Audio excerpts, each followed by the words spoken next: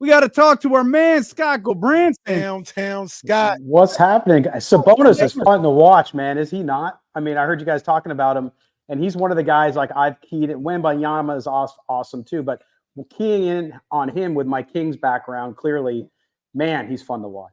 Yeah, that's our guy right there, man. Yeah, that's he works. Guy. He works. I can't believe the remarks Sarah Hodges was making on this radio show yesterday about him being soft. The funny thing is she's not alone.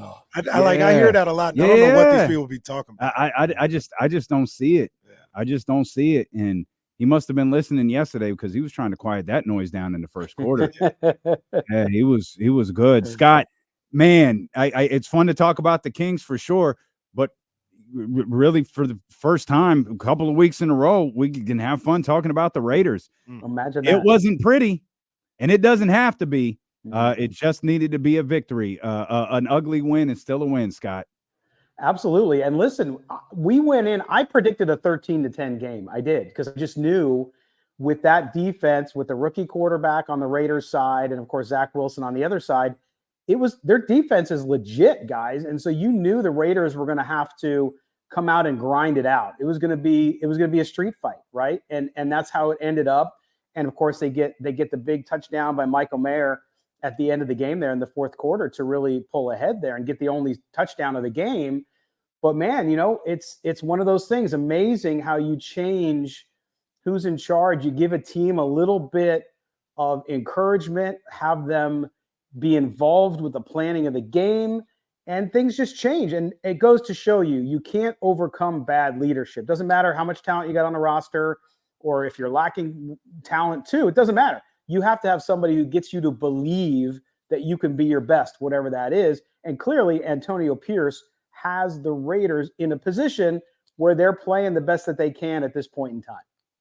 The thing that you talk about right there, getting them to believe, to me, it's no more evident. You can help me out here if I, butcher the name or whatever, but it's no more evident than Antonio Pierce with the linebacker who got the game-winning interception. Oh yeah, Spillane. Yeah, and they talked about it on the broadcast. How Antonio Pierce went to him and said, "I want you to be the leader of this defense. I believe in you. I believe in what you can bring to the table." And that's something where, I wasn't familiar with this game. It's not like he's somebody that was super heralded coming out of college. But number one, Antonio saw his game and saw something in him that said, you can be a leader and I believe in you. And number two, actually put that into action and put that belief into him. And that was the story of the game for me, hearing that and seeing in that situation for him to come up with that game-winning interception. That's something that a guy like Josh McDaniels, not to just kick him while he's down, but that's not what he's doing. He's not that type of coach. He's not that type of leader where he can kind of get the best out of these players and see something in a guy that maybe he might not even see in himself. Yeah, I mean, look, when they signed Robert Spillane, I don't have any problem admitting to everybody listening there in Sacramento today, I was like, big deal. Robert Spillane, he was with the Steelers. Okay. He was an improvement for the Raiders because they've had a black hole at linebacker for years, but not real fast. He's a physical guy, but wasn't really impressive. So he gets there, and clearly Antonio Pierce was his position coach before he became interim head coach. So he knew this guy, and by going to him, as you said, and showing the trust in him and getting him to believe in himself, he's got 3 interceptions this year. He had 1 career interception coming into this year. So it shows you that, man, it's such a fine line between guys performing at their peak and doing the best they can versus not, depending on who you have there to encourage you, who you have there to lead. And you saw that same thing with Josh Jacobs. I mean, he's allowing Josh Jacobs, he gives him a blank piece of paper every week and says, okay, script out some plays here that you want to run, and we're going to include that in the plan. I mean, that didn't happen before. So you're seeing a team that gets behind a good leader. He's also walked in their shoes, guys. I mean, this is a guy who's got a Super Bowl ring and was a dog of a linebacker. I mean, he was a mean machine when he played linebacker. And so I think they relate to that. And it's this moment in time, particularly when you had somebody who was so aloof as Josh McDaniels was. And I had people in the front office tell me that, right? That he was like that with everybody, not just the players. So to get that energy in the building, right? And to get somebody who says, nah, forget about it. You can do this forget about what happened in the past, move forward and play your game because it starts now. And certainly, yes, it's helped that they've played the two teams they've played. But again, beating the Jets defense was no fluke. It's a good defense. Now, of course, they got to go play Miami, who's got an offense and a defense. So we'll see how it ends up. But it's a great story. That's why the national media has been talking about the Raiders this week, because it is a story of overcoming. It is a story of guys who were just individuals who were brought together by a leader and a coach in Antonio Pierce, who does believe in them and knows they can do more. Well, let's talk about it. This is a very different game coming up this weekend against the Miami Dolphins. This is one of the upper echelon teams in the AFC. The Raiders did a great job, and you don't have to apologize for getting on track against the bad New York Giants team. You don't have to apologize for getting on track against the bad New York Jets offense. Now it's a little bit different. Now, I don't know if it's the Raiders have to go out there and beat the Miami Dolphins, but if this Antonio Pierce thing is going to be taken seriously, if the Raiders really truly have a chance this season, Scott, they're probably going to have to, if nothing else, put up a fight against the Miami Dolphins. Absolutely. And I mean, a lot of Raider Nation loves Antonio Pierce, right? Because he grew up a Raider fan and he drives a 64 Impala. I mean, he lives it, right? He's from Compton. Like, everybody relates to him and they love him and they love what he's done with the team so far.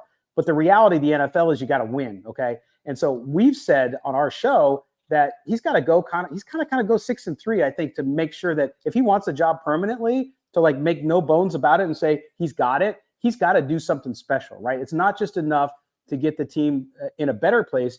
If he wants to keep the job, I think he's got to do that. And it's going to start these 2 weeks because they not only have Miami and all the things you mentioned, especially that offense is going to be tough to contain, but then they got Kansas City the following week. So this 2 week period, I think, is pivotal. And people get mad at me for saying it's make or break, but if they have any desire to maybe even still be in the playoff hunt down the line, especially in the AFC, which is a bloodbath, they're going to have to win one of these two games. And so we know their record against Kansas City is awful. It's in the division, the whole deal. So if they can go down to Miami, I'm not saying they're going to win. It's going to be really tough for them to win down there. But I think you're right. I think you'll get more people to believe that maybe, just maybe, they're actually turning things around if they can stay in that game and make it close, make it respectable, and even be in a position to be like, hey, in the fourth quarter, we're in the game somehow. But it's going to be tough because not only is that offense great, guys, but Miami's defense continues to get better as well. So it's going to be tough for the rookie quarterback to go on the road on the East Coast in Miami and try to put points up when they've had trouble putting points up all season. Hey, Scott, I'm not just going to say anything because you're here. You're my boy. We speak candidly here. I don't give the Raiders a snowball chance in hell on Sunday. I think they have no shot to win against Miami. Now, because of what they did on Sunday, that's okay. That's okay. If they would have lost on Sunday, you could be looking at your season with this Miami game. That's not the case because they went out, they got a tough win, they got a win that they needed against the Jets, and nobody's expecting Antonio Pierce and his team to go undefeated. So there's going to be games like Miami. I like what you're saying where they got to win one of the two, if Kansas City and Miami. If they lost both of them, they'd have to go on a crazy run. Yeah. But I think all this was set up by what they did on Sunday. And like I said, nobody wants to lose or anything else like that. But that's how important that game was on Sunday, where it gives you a little bit of a buffer, where if you go against a team like Miami, who I think is just right now at a different point in building their franchise than you are, it's okay if you don't come out of that with a W. Yeah, and I think it's all about, and this is what I say to people who listen to our show, is it's all about, are you seeing progress, right? So you've seen progress the last 2 weeks, progress you weren't seeing under the other guy. And so that's a good step. And I think the fan base feels good about where they're at, not because they think they're going to go undefeated the rest of the season, but because they see things improving. They see Bo Hardigree, the new interim offensive coordinator, actually being inventive with play calls, doing things different, getting Josh Jacobs into open space where he's his best, and giving them just an opportunity to do, and again, I say it over and over again, to do the best that they can right now. They're not a team that's going to be in contention for the AFC Championship, right? We know that. But can they show progress? Can they improve in key areas? And so if they go down to Miami and they don't win, as you said, that's fine. But does Aiden O'Connell make progress? Does he do well against another second straight good defense? Does Josh Jacobs continue his momentum? Does the defense continue the momentum it's had and contain them as much as they can? then you got to look at that and say, okay, yeah, it's never fun to lose, but if he's progressing and these players are all developing, that's a good sign for the future. And I picked them to win 7 games, guys. And so they're at 5 right now. So, hey, who knows? But I don't think anybody's expecting the Raiders to make true noise in the playoff race, even though they're technically in it right now with 5 wins. I'll tell both of you guys right there. I got a better feeling about them against the Chiefs than I do Miami. I think they can. I think they might have something for Kansas I was City. thinking the same thing because I thought your snowball and hell thing was a little much.